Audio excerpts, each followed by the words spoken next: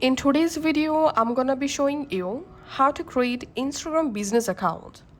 To convert your Instagram personal account to a business account, go ahead and launch the Instagram app and make sure to sign into your exact account.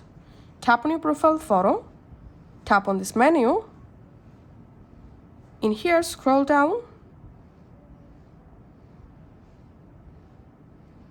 and tap on account type and tools. In here, we have to tap on add new professional account, tap on next and select a category for your business or professional account. In my case, I'm selecting artist, for example.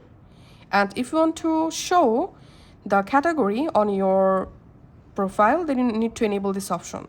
Tap on switch to professional account, and then you have to enter here your mobile number and your email address. Tap on next, and now you have to verify your phone number or email address. So just go to your email or just collect the verification code. Once you successfully verified, here what type of professional you are, you can select creator or business. So to make a creator account, select creator, and to make your personal account to business, select business. Tap on next,